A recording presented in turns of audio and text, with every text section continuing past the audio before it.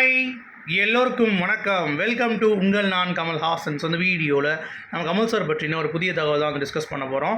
So வீடியோக்குள்ளே போகிறதுக்கு முன்னாடி நம்ம சேனலுக்கு நீங்கள் புதுசாக இருந்தீங்கன்னா கண்டிப்பாக சப்ஸ்கிரைப் பண்ணிக்கோங்க, வீடியோ மறக்காமல் லைக் பண்ணிக்கோங்க. இப்போ நம்ம வீடியோக்குள்ளே போகலாம்.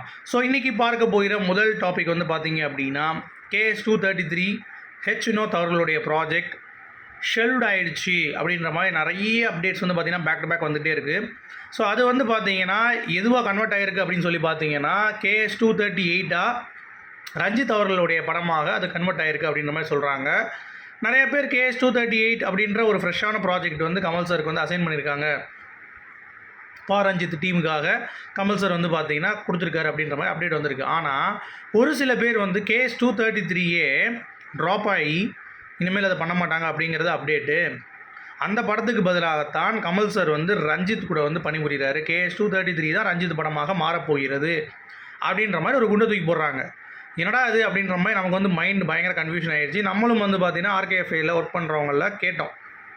அவங்க என்ன சொல்கிறாங்கன்னா KS-233 எங்களுக்கு அப்டேட் லிஸ்ட்லேயே இல்லை, அது ஃப்யூச்சரில் அப்டேட் ஆகிறதுக்கான வாய்ப்பு இருக்குது, மேபி KS-237 அப்புறம் தான் வந்து ஒர்க் அவுட் ஆகும் அப்படின்ற மாதிரி சொல்கிறாங்க. ஸோ அப்படி இருக்கும் பொழுது KS-237 அப்புறம் தான் ஒர்க் அவுட் ஆகுங்கிறப்ப அந்த படம் அப்போ KS-238 தான் வர்றதுக்கான வாய்ப்பு இருக்குது. அப்போ KS-233 நிஜமாகவே ரஞ்சித் அவர்களுடைய படமாகத்தான் லாக் ஆகுதா அப்படிங்கிறது நம்ம வந்து பொறுத்து இருந்து தான் பார்க்க வேண்டும். இது வந்து ஒரு மிகப்பெரிய ஒரு டிசப்பாயின்மெண்ட். ஏன்னா ஹெச் வினோத் அவர்களுடைய மேக்கிங், அவருடைய ஸ்டைல் ப்ளஸ் வந்து அவருடைய அந்த டீசர் வந்து ட்ரெய்லர் கட்சி செமையாக வந்து இருந்தது.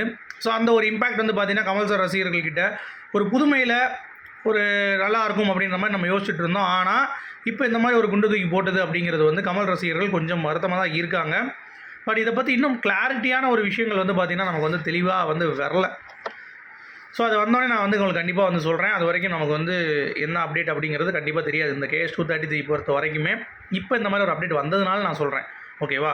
அடுத்து கமல் சார் யூஎஸில் வந்து பயங்கர பிஸியாக இருக்காருன்னு தெரியும். இந்தியன் 2 ஷூட்டிங், கல்கியில் ஒரு நாள் வந்து க்ரீன் ஸ்க்ரீனில் ஷூட்டிங் முடிச்சுட்டு இங்கே வந்து அடுத்த வாரம் வராரு. வந்தவுடனே கல்கி 2898 AD பிரபாஸ் படம் full and full back to back ஒரு 4-5 நாள் ஷூட்டிங் தொடர்ந்து. சரியா, மே 9 ரிலீஸ் பண்ணுறதுக்கு சரியான பிளானிங் வந்து பண்ணிட்டாங்க. பக்காவாக ஸ்கெட்ச் போட்டாங்க. எது மாறினாலும் சரி கல்கி 2898 AD கண்டிப்பாக ஏப்ரல் முடிந்து மே மாதம் 9 திரைக்கு வரும் அப்படிங்கிறதுல எந்த ஒரு மாற்று கருத்தும் இல்லை. So very very happy. Kamal சாரோடைய நெகட்டிவ் ஷேட் இன்னும் எவ்வளோ கோடி வியாபாரம் அப்படிங்கிறது நமக்கு வந்து இன்னும் தெரியல, சரியாக புலப்படவும் இல்லை. அது வந்த பிறகு நான் உங்களுக்கு வந்து கன்ஃபார்மாக இன்ஃபார்ம் பண்ணுறேன், ஓகேங்களா. என்னடா அது கன்ஃபார்ம் இன்ஃபார்ம்ன்றீங்கன்றீங்களா, நல்ல ரைமிங்கு பட் டைமிங் தப்பாக இருக்குன்றீங்களா. சரி, ஓகே, ஏதோ ஒன்று நமக்கு ஃப்ளோவில் வந்துருச்சு அப்படிங்கிறது தான். அடுத்து STR 48 நம்ம தேசிக் பெரியசாமி டைரக்ஷனு. கீர்த்தி சுரேஷ் ஹீரோயின் சொல்லிட்டு இருந்தாங்க. அடுத்து வந்து தீபிகா படுகோனை வர வைக்க போகிறேன் அப்படின்ற மாதிரி சொல்லிட்டு இருந்தாங்க. அதுக்கடுத்து வந்து பார்த்திங்கன்னா இப்போ நமக்கு கிடைத்த தகவலின்படி பூஜா ஹெக்டே அவங்க வந்து ஹீரோயினாக கமிட் ஆகிறாங்க அப்படிங்கிறது தான். ஸோ நம்ம ஜீவா படத்தில் நம்ம ஜீவா கூட முகமூடின படம் பண்ணார்ல, அதில் வந்து ஹீரோயின் நடிச்சிருந்தாங்க. விஜய் அவர்களோட பீஸ்ட் அந்த ஹீரோயின் வந்து பார்த்திங்கன்னா பண்ணுறாங்க அப்படின்ற ஒரு அப்டேட்டு. ஸோ வெயிட் பண்ணி பார்ப்போம். ஸோ ஃபர்ஸ்ட் லுக் நீங்கள் பார்த்துருப்பீங்க, மிரட்டலாக இருந்துச்சு. ஸோ கண்டிப்பாக படத்தில் இந்த மாதிரி ஒரு யூனிக்கான ஒரு ஃபியூச்சர்ஸ் இருக்கா, இல்லை என்ன மாதிரி வந்து கொண்டு வராங்க அப்படிங்கிறத நம்ம பொறுத்து இருந்து பார்க்கலாம். அடுத்து SK-21 போர் கொண்ட சிங்கம் அப்படின்றது நம்ம கமல் சார் கேள்விப்பட்டிருப்பீங்க. அப்படியே வச்சுட்டா நம்ம கமல் சார் ரசிகர்கள் வந்து சண்டைக்கு வந்துடுவாங்க. ஏற்கனவே SK வந்து பயங்கரமாக அடி வாங்கினாங்க அப்படிங்கிறது தெரியும் உங்களுக்கு. அடித்து வெளுத்து விட்டாங்க கமல் சார் ரசிகர்கள் SKவை. ஏடா கமல் சாரை பற்றி நான் தப்பாக பேசுகிறியான்னு. அவருக்கு ஒரு படம் கொடுத்து அழகு பார்க்குறாரு கமல் சார். அந்த படத்துக்கு வந்து போர்க்களத்தில் சிங்கம் அப்படின்ற மாதிரி டைட்டில் வைக்க போகிறாங்களாம். இது எந்தளவுக்கு உண்மை அப்படிங்கிறது தெரில, பட் நமக்கு கிடைத்த ஒரு ரகசிய தகவல் தான். பட் வெயிட் பண்ணி பார்க்கலாம். பட் இந்த பேர் வந்து கொஞ்சம் நல்லா தான் இருக்குது. பட் சிங்கம் சொல்கிற அளவுக்கு சிவகார்த்திகேயன் என்ன இருக்குது அப்படிங்கிறது ஒரு பக்கம் டவுட்டாக இருந்தாலும் சரி, கமல் சாரோடைய நம்பிக்கையை நம்ம ஏன் கெடுப்போம் அப்படிங்கிறது தான் பாயிண்ட்டு, ஓகேங்களா. ஸோ SK-21 என்னமாக இருக்க போகுது அப்படிங்கிறத பார்ப்போம். ஃபர்ஸ்ட் லுக் எப்படி இருக்க போகுது. அது SK திரையிலேயே அவருடைய ஹை பட்ஜெட் படமாக இது வந்து இருக்குது அப்படின்ற மாதிரி சொல்கிறாங்க கமல் சார் ப்ரொடக்ஷனில். ஸோ வெயிட் பண்ணி பார்ப்போம். அடுத்து தக் லைஃப் நம்ம மணிரத்னம் அவர்கள் லொக்கேஷனுக்காக போயிட்டாருங்க. ரஷ்யாவுக்கு போயிட்டு ரஷ்யாவில் வேறு லெவலில் வந்து கேமராமேன் கூட உட்காந்துக்கிட்டு ஹண்ட்டு லொக்கேஷன் எது பண்ணலாம், எப்படி பண்ணலாம், என்ன மாதிரியான சீக்வன்ஸு, எந்த இடத்துல எங்கே பனி பெய்யுது, நம்ம எங்கே ஷூட்டிங் போகிறது, அந்த டேயில் என்ன நடக்குது அப்படிங்கிற எல்லா detail nook and corner about தக் லைஃப். வேறு லெவலில் ஒரு மூமெண்ட்டு. இந்த ரிலீஸ் ஆகிருக்கு ஸ்டில் கூட அவர் வந்து லொக்கேஷன் ஹண்ட் பண்ணுறது பார்ப்பதற்கு ரொம்ப யதார்த்தமாக இருக்குது. பயங்கர ஒர்க் பண்ணுறாங்க அப்படின்ற மாதிரி தோணுது. ஸோ வெயிட் பண்ணி பார்ப்போம் அந்த படம் எப்படி வந்து ஷேப் அப் ஆக போகுது அப்படின்னு சொல்லிட்டு. ஏன்னா ஃபர்ஸ்ட் ஷெட்யூலில் பார்த்துட்டு மிரண்டரா மணிரத்னம் வேற மாதிரி இருக்குது அப்படின்னு சொல்லிட்டு. செகண்ட் ஷெட்யூலில் அவரே வந்து கியர் அப் ஆகிட்டு ரெடியாக இருக்காராம். சரிங்களா, இது ஒரு பக்கம் போயிட்டுருக்கு. அடுத்து எம்எஸ் பாஸ்கர் அவர்கள் நடிகர். அப்போது சொல்கிறாரு, அவர் ஷூட்டிங் நடிச்சிட்டு இருக்கும்போது கமல் சார் கூட காம்பினேஷன்லாம் எனக்கு ரொம்ப ரொம்ப பிடிக்கும். கமல் சார் கூட நீ ஷூட்டிங் அப்படின்னு சொல்லிட்டு நான் வந்து ஓடி போய் அவருடைய கார் டோரை நான் தான் போய் திறப்பேன். ஏன்னா அவர் கூட நடிப்பது அப்படிங்கிறது எனக்கு பெருமை. பயங்கரமாக அவருக்காக நான் பணிவிடை செய்வேன் அப்படின்ற மாதிரி அவர் வந்து ஓப்பனாக உடச்சிருக்காரு. அது மட்டும் இல்லாமல் விஜய் கமல் இவங்க 2 பேர் கூட அரசியல் கம்பேரிசன் அப்படிங்கிறது நீண்ட நாட்கள் அப்படியே போயிட்டே இருக்குங்க. என்ன சொல்கிறாங்க அப்படின்னா, கமல் சார் கூட இந்தியன் 2 தான் எனக்கு லாஸ்ட் படம் அப்படின்ற மாதிரி அறிவிச்சிருந்தார். உங்களுக்கு தெரியும் நினைக்கிறேன், அரசியல் வர்றதுக்கு முன்னாடி. அதுக்கடுத்து அரசியலில் மக்கள் வந்து அவருக்கான அந்த வரவேற்பு கொடுக்கல. இவரும் வந்து ட்ரை பண்ணி பார்த்தார் நிறைய விஷயங்கள்.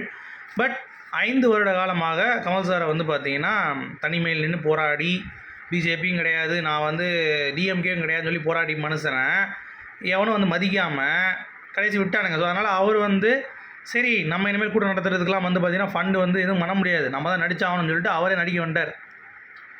ஸோ இப்போ சொல்கிறாங்க விஜய் அவர்கள் தான் வந்து பார்த்திங்கன்னா சினிமா பீக்கில் இருக்கும்போதே ரிசைன் பண்ணி வந்தவர் அப்படின்னு சொல்லிட்டு. அப்படி கிடையவே கிடையாது.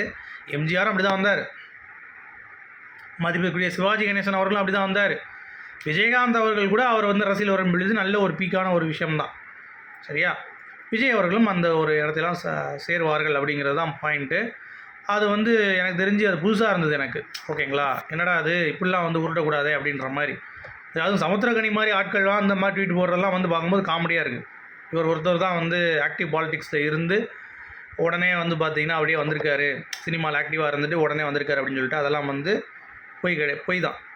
ஓகேங்களா. அடுத்து கமல் சாரோடைய சிம்பிளிசிட்டியை பார்த்து விஷ்ணு விஷால் அவர்கள் வந்து பார்த்திங்கன்னா ஒரு போஸ்ட் வந்து போட்டிருக்காரு. அதாவது இவர் எப்படி இந்த மாதிரியான ஒரு சீக்வன்ஸில் டவுன் டு எர்த்தாக எப்போ போனாலும் அவர்கிட்ட இருந்து சில விஷயங்கள் கற்றுக்கிறதுக்கு ஒரே ஒரு ஆக்டர் நான் பார்க்குறேன் அப்படின்னா அது கமல் சார் தான்.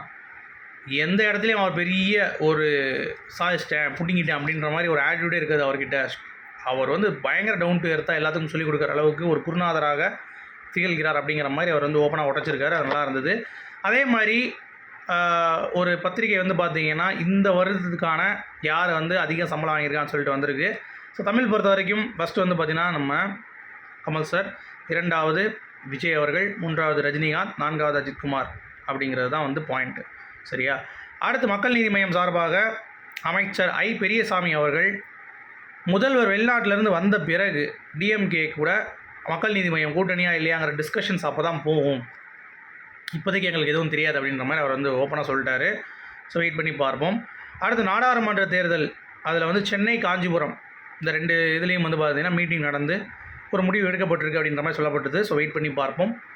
அடுத்து வந்து பார்த்திங்கன்னா ரொம்ப முக்கியமான ஒரு அப்டேட் வந்து செல்லூர் ராஜு கமல் சாரை வந்து வாடகைக்கு விட்டார் அப்படின்ற மாதிரி வந்து பேசியிருக்காரு. அதான் தெர்மாகோலில் உட்காந்து சயின்டிஸ்ட் பெரிய வேலை பார்த்துட்டு இருந்தார்ல அவர் தான் வந்தார், ஊழல் நான் வந்து ஒழிக்கிறேன் அப்படி இப்படின்னாரு. அதுக்கடுத்து இப்போ வந்து பார்த்தீங்கன்னா ஒரு தொகுதிக்காக போய் வாடகை விட்டுருக்காரு அப்படின்ற மாதிரி. ஏங்க நீங்கள் என்னென்னத்தையோ வாடகை விட்டு சம்பாதிக்கிறீங்க. சரியா, மக்கள் மாறிட்டாங்க, அவங்களால வந்து என்ன சொல்கிற ஒரு மாற்றம் அப்படிங்கிறது ஏற்படுத்த முடியாது மக்கள்கிட்ட. டிஎம்கே தான் அவங்க வந்து ஓட்டு போட போகிறாங்க. அதனால் ஒரு ட்ரிக்கு தான் வந்து கமல் சார் இங்கே வந்து ஒரு கார்டாக வந்து ப்ளே பண்ணுற அப்படிங்கிறது தான். அது உங்களுக்கு புரியாதுன்னா மூடிட்டு இருக்கணும். அதை விட்டு வாடகை கொடுத்தேன் அது கொடுத்தேன்னா பேசக்கூடாது அப்படிங்கிறது தான் பாயிண்ட்டு. ஸோ நீங்கள் எப்படி பார்க்குறீங்க அப்படின்னு சொல்லுங்கள். மீண்டும் அடுத்த சிந்திப்பா தான்.